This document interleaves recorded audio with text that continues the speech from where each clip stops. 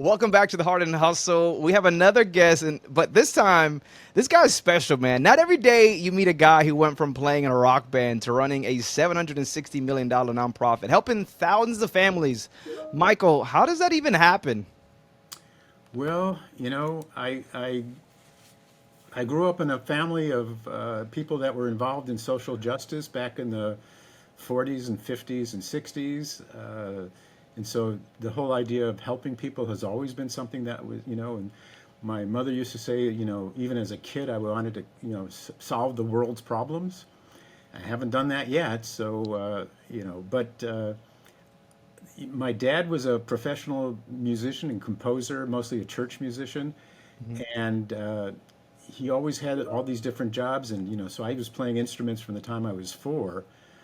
Picked up the violin when I was 9, and played all the way through high school, and got into playing in rock bands in college.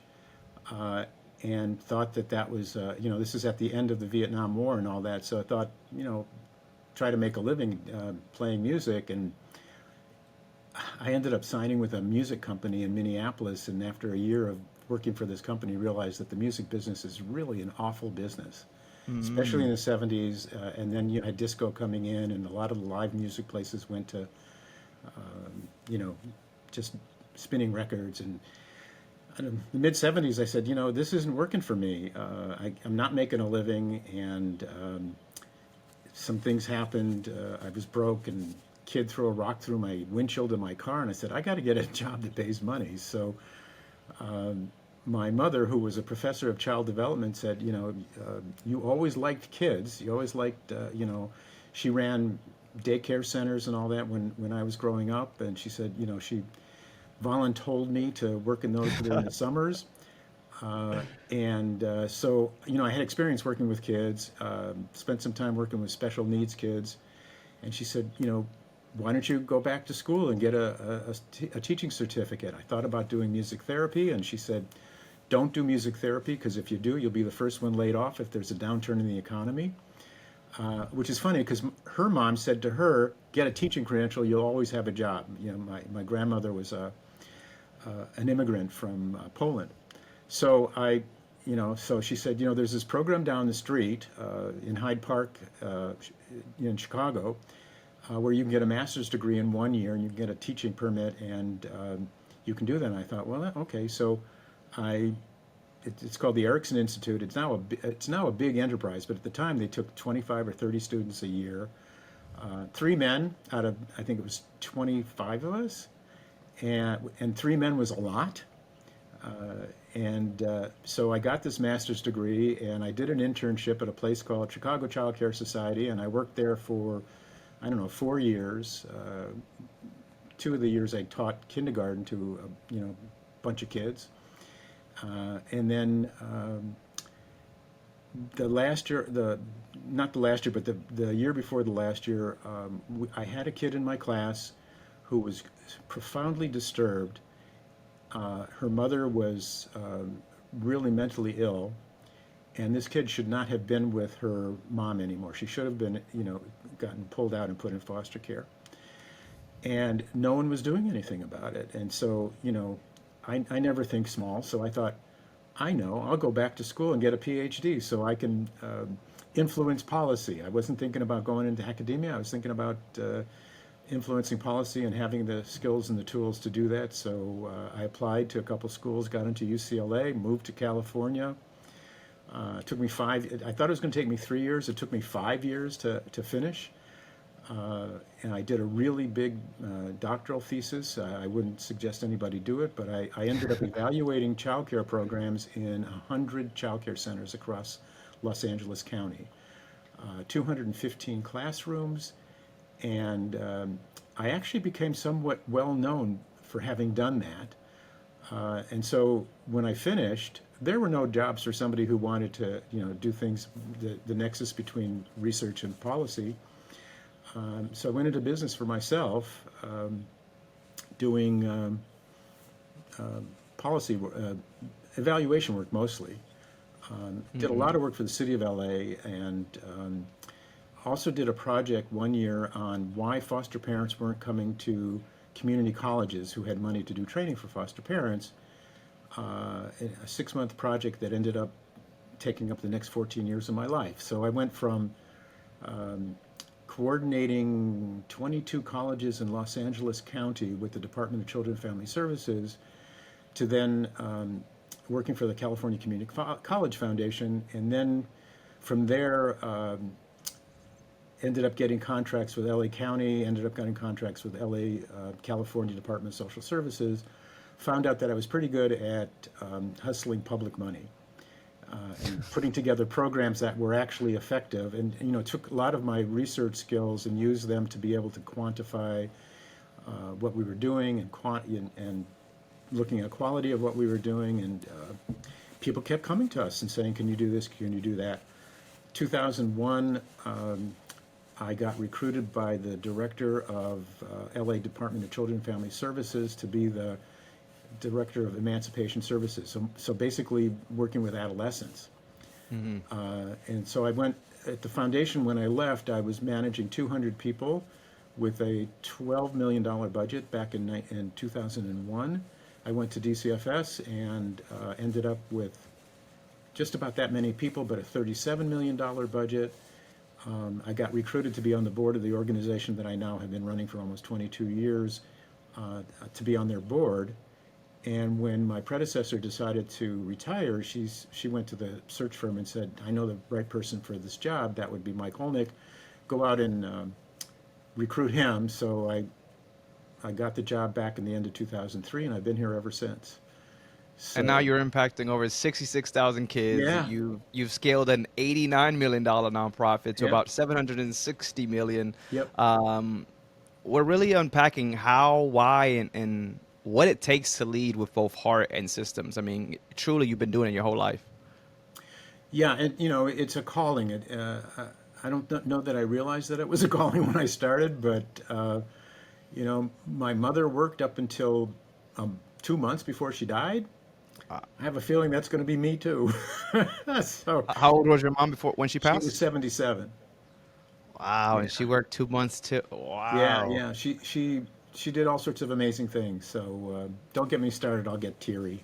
All So right. We will do that. yeah, We will but do that. Yeah, love is everything. yeah. So Um, some of the things that have happened to me recently, I think she would have been really proud of me. So what I really love that you mentioned is that your mom voluntold you. yeah, And then earlier we were talking about your wife, right? And then you talked about your grandma. yeah, So many great women yeah, that just know what they're talking about, yeah, right? yeah, And sometimes we don't even realize it. We're in our lives, and so many people may have planted a seed. Your grandma, your mom, pretty sure your wife as well, yeah. and we don't realize that we just doing these things. And look where you end up today because your mom volunteered you to get here, and that it kind of started to spark some interest on what was next in your Yeah, life. yeah. It's you know it's interesting. My family history was that the women always worked. My dad, he was a musician. He'd be working. He'd do this. He'd do that. Every 7 years, he had sort of a different career. My mom was the steady one. In the 50s, when women didn't necessarily go out to work and the men did, my mom worked. My grandmother worked. My dad's mom worked. I mean, working women was not something that was foreign to me. And it's really interesting to talk to a lot of people who think that, well, even now they talk about, well, the women should go back home and take care of the kids. That's not really the reality of what's going on in this country. If you're lucky enough to have a spouse, you both need to work in order to be able to afford a house, and all that kind of stuff, because it's so expensive, especially in California. And so, what we're doing is we're working with a lot of families that are lower income, that either have gone on to welfare or they need a help in order to pay for childcare so they can work and they can move up in their jobs. And we survey them every year. Has the childcare enabled you to get a job, keep a job, move up in your job? And the answer is always, 95% say yes. And so, childcare is like critical. And during COVID, everybody realized that, you wouldn't have any nurses, doctors who were women who had kids. If they didn't have childcare, they couldn't get to the hospitals. Hmm. Even the people that swept the floors. I mean, childcare was sort of erupted as being something that was necessary, and that it was a public good, and it wasn't something that you should be able to do on your own. Hmm. So it's primarily a women's field, but it's also a lot of people taking care of kids are black or brown, Hmm. and they should be getting paid a decent wage. And so we're still having that battle. People don't understand that it's not a simple job. Michael, you really just throughout your journey till today have put on so many different hats. I Yeah. mean, you talked about community college student to government roles to now running the organization CCRC. What part of that I could only imagine was sometimes a messy journey taught you most about leadership and things that you carry till today? You know, I would say that the biggest thing is that you don't do it on your own. You get a lot of people in these jobs that think that they're, all that, and that, it's all because of them. And, what I tell my staff is that this is a partnership between, me and you. I'm looking out at the prow of the ship in terms of where we're going, but if you don't do your jobs and deliver the services that we do, I can't do my job, and vice versa. And so, it's a partnership. I think one of the hardest things for me to learn is, as it's gotten bigger, how you communicate has gotten more complicated.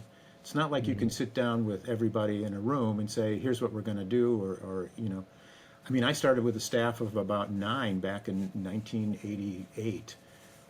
Now I've got a staff of 1,400. I mean, we did an all staff. We had to go to an auditorium, and then I have to, I have to give them a message about, especially this year. It's like things are a little crazy out there. We don't know where things are going to go, and Yep. here's what we've done over the last 12 or 13 years, but it could change, and you need to be prepared for that. So I had to give them a message that was, hang in there. You're doing a good job, but at the same time, we may have to tighten our belts, and I don't know where that's going to go. I mean, you have to be honest with people, but Yeah.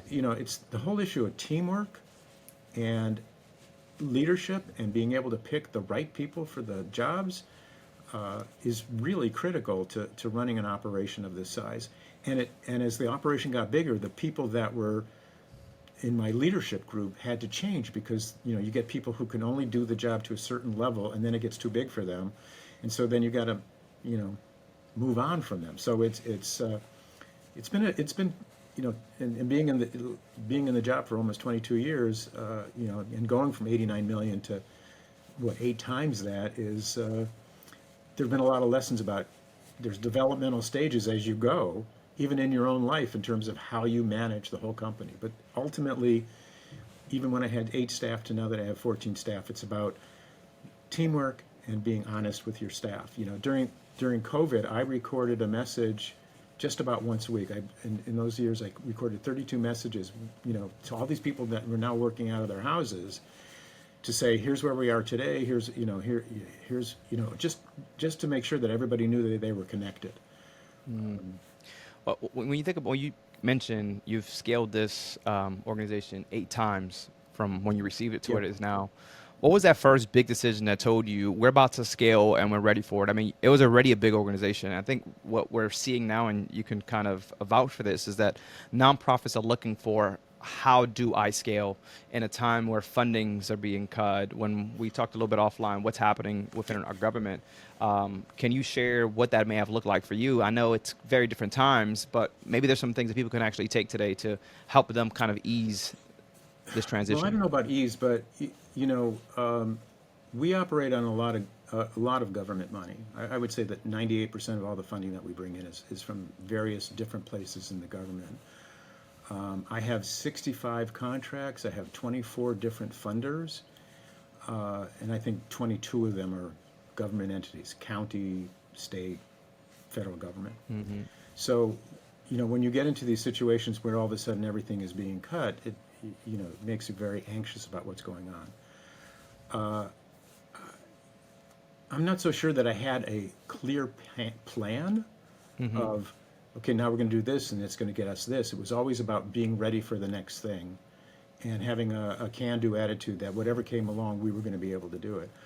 But I can tell you that, when I started here, it was basically that $89 million, it was mostly a voucher program of sending vouchers out for families needing childcare. And I said, we need to diversify our revenue. We can't just be about that. So, we've added different programs. We've added some mental health. We've added a variety of things. But you also have to deal with politicians, and you've got to deal with county and state bureaucracies, and so I sort of developed this notion of a three-legged stool, which I think now is four legs. But it was, not only do you provide the service, but you have to have a research arm, so that you can collect data and have data and how do you package that data to explain your story. You have to have a communications department that can get your story out there in a way that people will actually pay attention to it. You have to have a government relations group. I started with one person, now I have 9. And just educating people on what it is that you do and being ready for the next thing. So, things like our software system couldn't handle the staffing. So 3 years ago, we said, we have more than 4 layers of people, but the software we have that manages all the HR folks doesn't have more than 4 layers. Can't do, what was it, 4 layers, but we now had 5. Couldn't manage the 5 layers of staff that we have.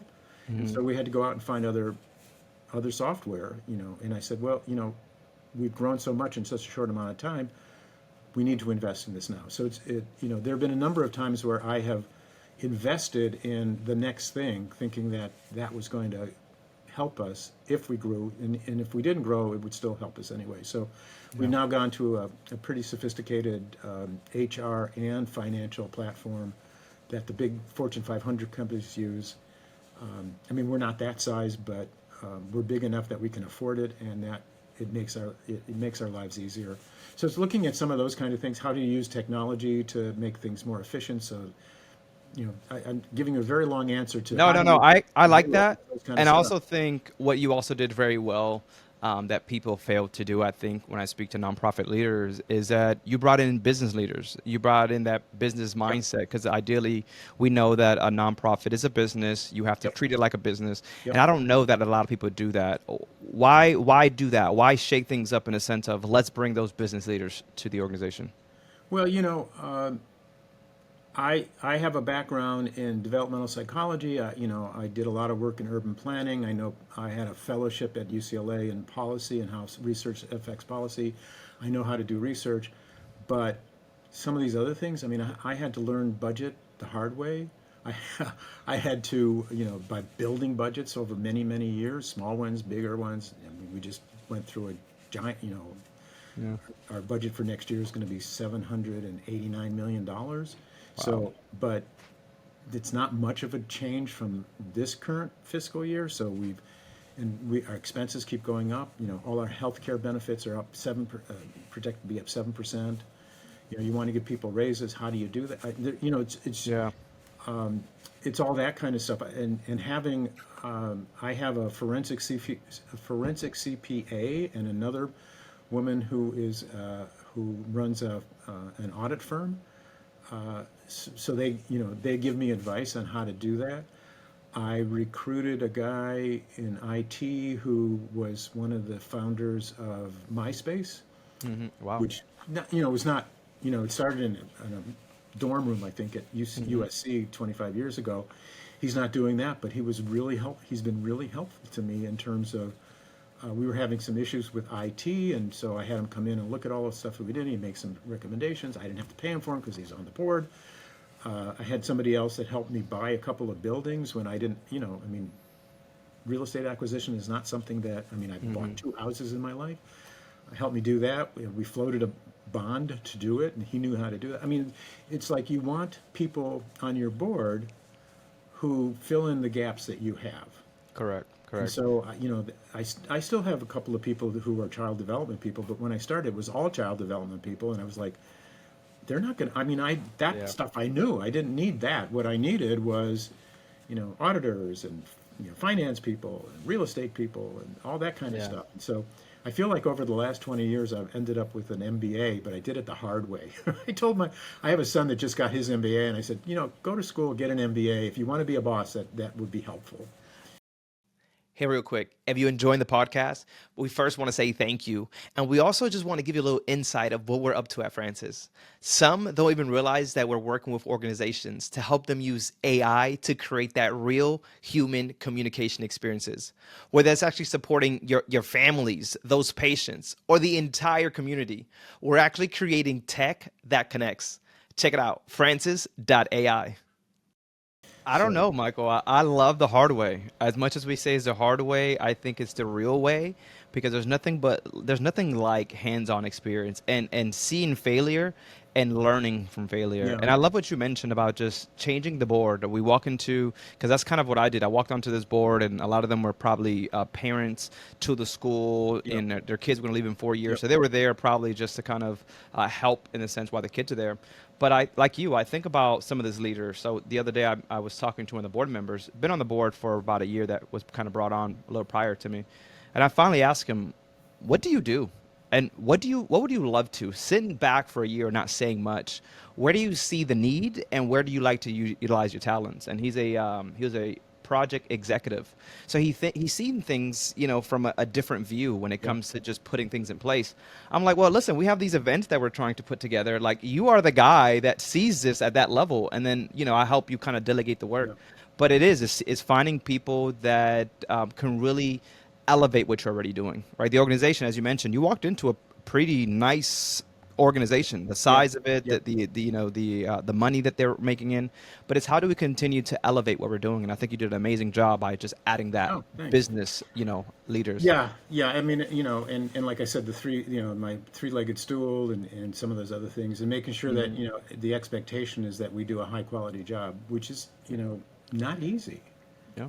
you know. And, So, and Michael, you're doing such an amazing job that earlier today, before we even got on live, you said there were some things that you were being nominated for. You want to talk about what is well, that? yeah. So, we have I think all through the country there are these business journals. Hmm. So in Los Angeles, we have the LA Business Journal, which covers pretty much the whole metropolitan LA area. And every year they do a list of the 500 most influential people in LA. And so it's like, Mayor Karen Bass and Steven Spielberg and Magic Johnson and LeBron, and all that. Well, I made the list this year for the first time. I love it. They also do a secondary list for the San Fernando Valley, which by itself would be I think it's the sixth or seventh largest city in the country. And they've done a list of the 200 most influential people, and I've been on that list for the last 8 years. So I feel like I graduated to the whole county, even though, I don't, I work with people who work in the other parts of the county, but I don't actually responsible for anything below the Mulholland Drive. So, the whole basin is not mine, but I got on the list. So, I, you know, I had to send something out to all of my friends who knew me from my rock and roll days and say, Yeah, yeah. hey, I'm not such a failure. You're a rock star. Yeah, yeah, Yeah, no, yeah, for real. yeah. You're a rock So, star in its own way. yeah, Actually, are you familiar? You have to be familiar, but Subway, right? So yeah. back in the days before they sold the chief development officer, I ended up doing Undercover Boss with him, and he was a rock star, man. And he would just tell me how his early days, he was obviously drugs got to him. He had to go sober. The Yeah. former CEO, he passed away, but he went to his desk and seen him flat on his desk. He said, listen, man, I know you think you're a rock star out in the world. I want you to be a rock star for Subway. And so every time he would see me, he said, Efrain, you're a rock star, right? And it allows me to realize, man, we don't have to, be behind a microphone. We don't have to be behind a guitar or anything like that to be a rock star. It's truly what we do in our own communities that make us a rock star. And Yeah. truly, look what's happening, man. Yeah. You're a list with Steven Spielberg and LeBron James. Come Yeah, on, you're a yeah. rock star, Well, and Michael. and actually, the other thing that we're doing when we bank with one bank, Uh-huh. and so we're running like almost $800 million through this bank. So even though we spend the money fairly quickly, they like us a lot, and it's not one of the bigger banks. It's sort of a medium-sized bank because Mhm. I would rather be a big fish in a smaller pond than a little fish in one of the major Mhm. national banks. And my board chair, who also does a lot of banking with them, he's a developer as well as a CPA, suggested to them that they might want to contribute to a scholarship fund at our local university, Cal State Northridge, which is a mile from my office. Yeah. And I taught policy to child development majors for 10 years at Cal State Northridge. And so he suggested that we pay for the tuition for the master's level folks in the child development department. It's usually about 25 people getting master's degree. We tend to hire people from there. And so he announces it to the board that the bank was willing to put up half the money, and he was recommending that the agency put up the other half of the money. And so he goes into this meeting and tells the board that he wants to do this for the agency, and then he says, and I want to name the scholarship fund after Mike. So there's going to be the Michael Olenick PhD scholarship fund for all the first year master's students at Cal State Northridge in their child development department. I love this, Michael, because when you said you kind of fell into this as wasn't your vision when you were younger, but it's always cool that you stuck with it. You truly see the impact that you're making. You don't do it for recognition, but it has to feel good when people are recognizing you. It like is. this. It does. Yeah. It's like I'm always surprised. And the other thing is that getting onto this list, it's the first time anybody in the early childhood field has ever been on this list of being the most influential. I mean, child care is not something that people think is a big deal. They said you should have things to drink while you do this. So. You do it. That's why I always have this water because we're having great conversations. Sometimes we just go and we need that water. I ask you though, man, there's people that are listening and you're giving so much great knowledge. Actually, I want to go back to something you mentioned is the banks. I'm gonna ask a selfish question for me, but I'm pretty sure there's a lot of people that are listening. You mentioned the bank, right? Yeah. Why go to that smaller bank versus your big corporate banks? Because you have more influence in terms of the deals that they'll give you. One of the things I think that people don't realize often is that banks have to do a certain amount of community credits. It has some specific name, but they actually have to do some investment in the community. So, if you need somebody from the community to be on your board, it's not hard to get a banker to be on your committee. You can't use them as your bank, but they can give you advice. So we actually have. Actually, it's a guy that I recruited. He came out to do a sales pitch from one of the really large banks. And at the time, I was trying to diversify my board, not just in terms of skills, but in terms of, race and ethnicity and age and stuff. This is a young guy, who's a Latino guy. And so after he did the pitch, I said, I really don't want to go with your bank because it's too big for me, but would you like to be on my board? Well, he's been on my board now for the last, I don't know, he was a single guy, now he's married, he's got 2 kids in elementary school. Wow. He can't do anything for us in terms of his bank, but he is one of these people that is really well connected with everybody he ever wanted to meet. I mean, he's one of these, he's an amazing connector. And there have been a number of times he said, I said, I need somebody to help me with such stuff. She says, I think I know somebody for that. And he hooks me up with somebody. So I get a lot of value from this banker, but it's not because of the bank. But I would say the community credits piece, this bank that we're with, there's a fund that you can pay into, and then that fund decides who they're going to give the money to. And what we said to them was, well, that's nice, but wouldn't you like to be more local? I mean, they have, and give the money so that you can, get PR value out of it, because you don't get any PR value out of putting it into this fund. And they went, oh, okay, that's a good idea. Just have to make sure that the people are below the median income for the county, which is, most of the students there are. So, you can do that at any bank across the United States. Go to the bank and find out about their community credits, and do they have anybody that could, be on your board. You get a lot of them will do volunteer activities for you. I mean, we get a lot of that. Do you have a volunteer activity? You can get a lot of mileage out of banks, CPA firms, investment companies, Well, I'm going to have to fire my bank, Michael, because I went into Well, you're I went probably into not my bringing. bank. You got to bring in a certain amount of money. That's the other part. Oh man, You Michael. get the So more money you have, the more leverage you have. you know, I'm in a weird place because I took over this organization that has a $500,000 endowment, but really they lost the endowment. They never, when I took it over, they didn't have a 501. They lost a 501c3 right as I took over, and they lost the endowment. I was able to get the 501c3 status back, and we're working that. And I have this endowment that is now sitting in kind of a vanguard, right, collecting some interest there. But I would tell you, when I went to this bank and I took over as president, I just felt she looked at me of my age. I'm 35 years old, and Yep. maybe for some I look very young, but she was so like nasty to me. And so I explained to her I was, and then with the former president, maybe that's who she had a relationship with. It was a different feel. And then when I go back and I ask about, hey, how do we? Because we also provide scholarships to graduating seniors. So it's like, Yep. how do we get not just the parents to give in, but Yep. some of these partners, some of these big corporate businesses to start to like legacy, like a Yep. Michael Olenick scholarship, right? So I went to two different ones, and I'm still waiting for a phone call after they told me they're going to call me back on figuring out what they do for the community and X, Y, Z. So when you see that relationship, it's like, do they really care about me? You know what I mean, Michael? I need to go to your bank. Well, listen. I have children your age, right? So and it takes a long time to build relationships. Yeah. I mean, we belong to the Valley Industry Commerce Association. We belong to a bunch of chambers of commerce. We belong to the Valley Economic Alliance. We belong to a lot of advocacy organizations, and you meet people and you get to know people over time, and they realize that you're not going away. But it takes time to build that stuff up, and Mhm. people who like jump from job to job.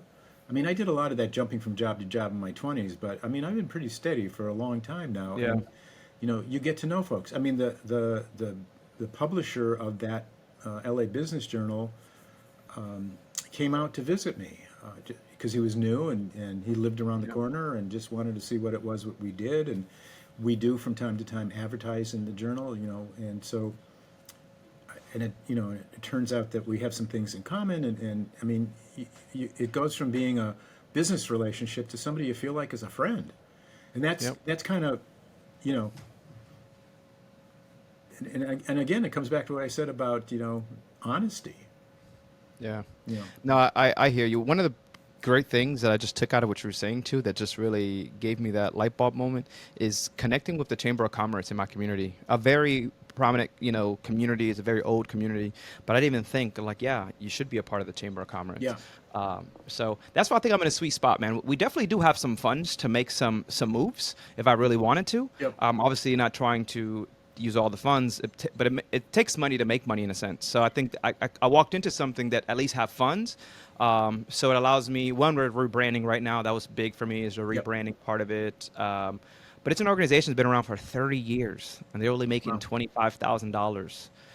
But they have an endowment of a 500,000. I'm like, something's not adding up here. Like, what is really going on, right? So I got a lot of work to do, Michael, but I'm Yeah, I'm here well, learning from you. yeah, and like you said, I think branding is really important. I think being able to tell your story. Yep. We when we run Head Start programs, right? And there was a point in time in the spring where something came out in USA Today that said that Head Start was going to be X'd out of the budget, the I remember that, yeah. budget, right? And Head Start is in every community in the United States, and has always been very nonpartisan or bipartisan, either one. And everybody around the country started calling their congressmen and their senators and saying, this program. And I actually went out and talked with we have 4 grantees in our service area, and I called them and I said, so how big is your contract and how many people do you have employed? And we figured out that between the 4 of us, that we had about $110 million, and it was about Wow. 600 or so people.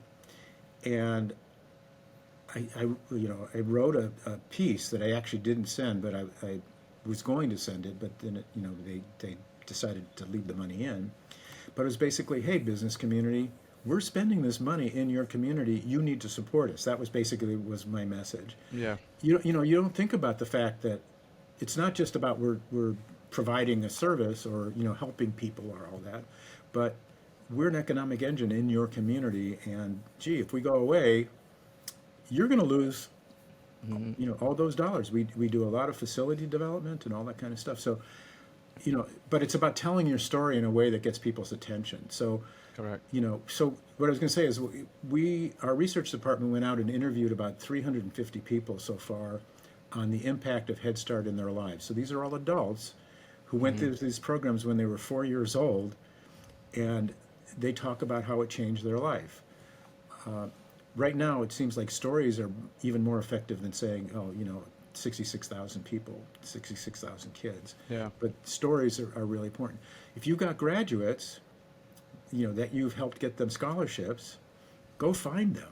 Yep. Find out where they are. What are they doing now? How are they communicating? And use that as your story to go and say, this scholarship led them to come to work for you. Find out where they're working. I mean, those are the kind of things that you could get probably a lot more. Oh yeah, and that's what I tell the organization. We're a storytelling business, right? We have to tell Yep. those stories. And there's so much low-hanging fruit that I've noticed. Is such things like that. Is keeping that communication, because those same people can become board members. Yep. Let's be honest, Yeah. right? We got to tap into that and get that young, innovative individual that just, to me, I realize we don't talk about nonprofits and what it actually, the impacts it makes on our community. So Yeah. people go to college and they're not really picking up nonprofit. But if we can start with them in high schools and we're giving them the opportunities, now they're experiencing what a nonprofit really does. Yep. Another low-hanging fruit to me was there's no alumni merch being sold for the school. But Oh, everyone wants to get some alumni merch, right? Right. So why are we not at the big football games? Yep. We just had our Edgewater students fly out to England to play a school out in England. So it's like, why are we not highlighting some of these opportunities? There's a story to be told there. Yep. So after the rebranding, that I'm in the storytelling, and what a perfect person. I was a person that barely graduated from this high school, and not because I was not smart. I just was, sexual abuse was happening while I was going through high school, the adoption, the feeling on, Yep. alone, things like that. But to be back in this space where I can now show people, hey, barely graduated high school, but look where I'm at today. Yep. You truly get to create your, Yep. your story. Goes back to that storytelling. So I'm Yeah. in a sweet Yeah. spot, man. I'm learning from Michael. I'm about to make the 500 list here in Florida today. Since you mentioned the thing about adoption and all that, when I was involved in the foster care system more than I am now, one of the things that we did was we were doing these education programs for kids leaving the foster care system at the community colleges across the state. And we set up this advisory group of kids from these classes just to tell us how is it going, how are you impacted by this. And we went to a presentation that a group of kids from Canada did. This is like 1988. And they had an advocacy group, and they were actually going to the Canadian legislature and talking about the needs of foster kids. And my number two and I came back from that and said, we need to do that here. And so we managed to get, there was some money that DCFS was getting that they couldn't spend because they didn't have a match. We figured out how to get a match for these dollars. We set up the California Youth Connection, and for the last 30 years, the California Youth Connection has gotten to the point where they take foster kids, they train them on how to talk to legislators, and we incubated them for about 5 or 6 years.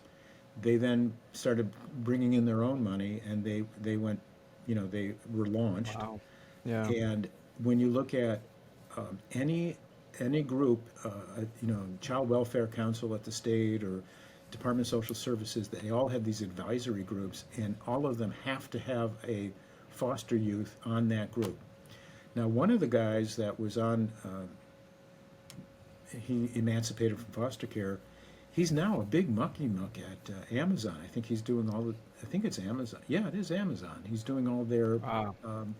community development work. I mean, he's a very smart guy, but he was in the foster care system. He just had a book come out, which I'm sure they're going to sell Yeah, through Amazon. But that's another. You start small with a good idea, and over time it becomes a big idea. Yeah. Yeah. So- People try to copy the idea. Yeah. Yeah. And they No, I then love started it. chapters all over the country not too long ago. So What do you think about, we're in a space as well, there's so many different things happening. AI being one of the bigger things that is really happening, that people all over are trying to figure out, how do I adapt that? How do I input that into Yeah, my organization? yeah. You're in that childcare space. Are you guys utilizing AI? And if so, how? Or are you guys looking at it? What does AI look like Uh, in your? we are using it a little bit around writing job descriptions. We have somebody who wants to hire somebody, and the way we have it now, or had it, was, okay, manager, you want to hire somebody to do such and such a job, figure out what it looks like, write down all the criteria for it, and it would take forever to get from the time that somebody said they needed somebody to the time they hired anybody, because that's not their full-time job. It's something they do once in a while. So we've been using that to really cut down the amount of time to write a job description, and it's become, we actually have somebody on our HR staff who's gotten very engaged in all this. I have been asking about, are there other ways that we could use AI? I have to admit that that's not something that I'm kind of too old. I mean, when I went to graduate Stop school, it. I was 30 years old before I saw a computer. So, it, you know, but I have a son who has an MBA and got a certificate in AI, and he's posting stuff on LinkedIn every day. So every day I get a little bit of education about AI Yeah. from my son from LinkedIn. So he doesn't tell me anything, but I am connected to him. I think that there's a lot of stuff that we do in terms of eligibility and need, and all these rules that have to be followed, and it takes forever to train people. And I keep thinking, couldn't we, you know, take this documentation they have to get us and put it through some sort of, I want to Hmm. call it a blender, and then say, yeah, they're eligible or not eligible, or they're eligible for this. I mean, there's got to be a way that we could, because we can't just keep adding people. We don't think that that's going to be the future of. You can't Correct. just throw people at a problem. You got to figure out how to do. I mean, we did. When I started, we had paper timesheets, and I had a CIO at the time who said, we should get time clocks. It would make things a lot easier. And no one would, I mean, we're talking, 20 years ago, no one had time clocks. And I said, well, that's a good idea. And so, we went from it was two people managing 300 timesheets, a time period, Wow. to three people handling 1,400 timesheets. Yeah. Yeah. So those are the kind of efficiencies, that. And I think you're in a really sweet space because you talk about what I'm hearing is that you have a team that does a lot of research. A lot of data Yeah, is being yeah, gathered. And when you think about all the data, all the research, and you put that into a pool of AI, as you mentioned, that it does have HIPAA compliance and all these different things, it really does take away those jobs no one wants to do, right? And allows people to right, do what they want yeah, to do and love to do. And I think that's really happened in the healthcare space. I've seen that as well. Is that people were really overworked, overwhelmed when it came to the pandemic and what that looked like. But I believe if we had AI in place that maybe kind of alleviated some of those admin tasks or the things they didn't yeah, want to do, it would allow people to really focus on the care of, yeah. grandma, grandpa, just people in general. Um, so yeah, I think AI is definitely here. It is trying to find out what works, and I think there's so much opportunity in the community engagement. I Yeah. think that's big. If we can, out of sight, out of mind. But how do Yeah. we communicate with our communities? So I love that. I love that you guys, even though you say you're too old for AI, there's just a need, and Yeah. there's actually something that could help you in this Well, space. I was joking about, when I went to graduate school, I'd never seen a computer. I went back to school to get the PhD in 1981. I got to UCLA, and you had to take a statistics class the very first quarter, Hmm. and you had to do something where you actually had to use a key punch. Back in the day, those IBM key punch things. If you wanted Hmm. to analyze data, you had to key punch it in on one of those IBM cards, and then if you made a mistake, then you had to start over again, and you fed it all in. Well, by the end of that quarter, Apple was donating Apple IIe's to universities all over the country. So we got these things, and all of a sudden, I went, oh wow, just typing stuff. I said, I Hmm. can save myself a year on this dissertation that I'm eventually going to have to do if I can type it into the computer, so that if I need to make changes to it, I can just do it. I don't Yeah, have yeah, to yeah. do, if I make a mistake, I don't have to do whiteout. I don't, all those things that you did with typewriters, you no longer had to do. So I, when I wrote my dissertation, which was almost 300 pages, I'll never do that again. I had a daisy wheel printer connected to my computer, and I had to feed in every sheet of paper into this daisy wheel printer in order to be able to get it out. And it took me a week to print out my dissertation. But even that was faster than it would have been if I had, had somebody type it for me. By the time my wife wrote her dissertation, so I finished in '86, she finished in '90. By then, laser printers had come up. We printed her dissertation in an hour. Wow. I mean, and, so I get the fact that there's ways that technology Hmm. works for you, Hmm. and we're pretty sophisticated here. I mean, I got a great tech guy and a whole I team love of it. tech people, but it's not something I don't. I'm having a hard time grasping the what AI could do for you, other than you know, it seems like it would make sense, but Yeah. I'm not sure about it. No worries, I completely understand. We're starting wrapping this up, man, but I got a few questions before we get to that blind Yeah. question.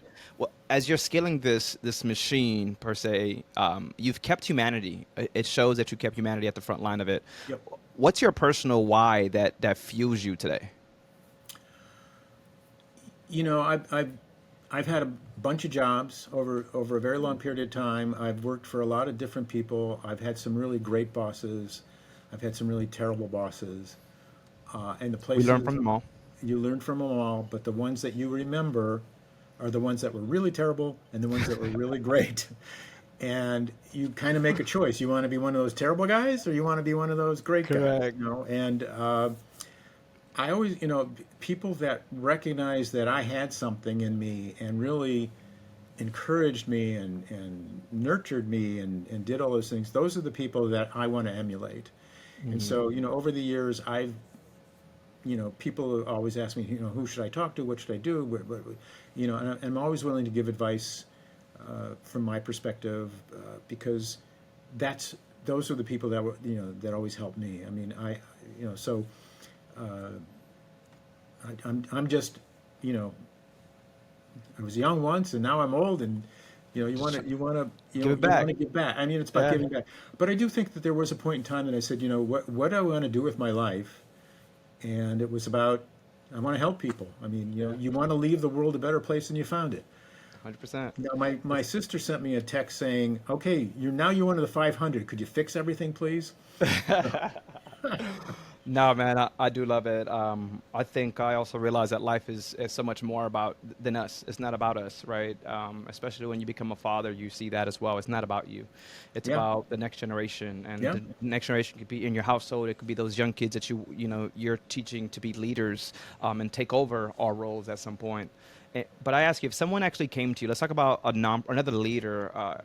Nonprofit leader, they come to you tomorrow saying, I want to scale my nonprofit. What is that first uncomfortable truth that you would actually tell them? Okay. So this actually happens to me more than I would think. I was okay. You're ready for this. You said, okay, I Yeah. got Well, you. there was an agency in town that did wonderful work, and the woman that ran it was just a wonderful person. And we got into this conversation at some conference, and I said, you have to get your organization to be at least $6 million Mhm. because you need it to have enough scale that you can have certain basic components, and you've got to be able to hire competent people to do that. Your financial person, your human resources person. You can't do those jobs by yourself. You've got to be out there leading, not doing all this stuff. A lot of these really small nonprofits, they're doing all those things, and so they really can't get above the fray to see where to go next. So I told her, you need to get to 6 million. They were at about 5 at that point. A year later, she comes to me and says, we did it. We got another contract. We're now up to $6 million. Great. 3 years later, they lost that contract, and then they went out of business. Oh my. She decided to retire, and it just folded. And some of the contracts they had, they farmed out to other agencies. So there is a sort of an economy of scale that you get to. I'm not quite sure what's the top part, but I Mhm. do know that you know, unless you're going to do everything yourself, if it's going to be a professional organization, you got to get to a certain level of scale. And I guess, you know, $6 million, I think, was the tipping point for me back in the day. All right, Michael, well, let's put you in the hot seat, man. This is that blind question that we ask every leader. Let's say you're gone for a year off the grid, no emails, no meetings, and someone else steps in to run your organization that you're leading today. What's that one fear that keeps you up at night about what they might mess up? What's the one fear about what they might mess up?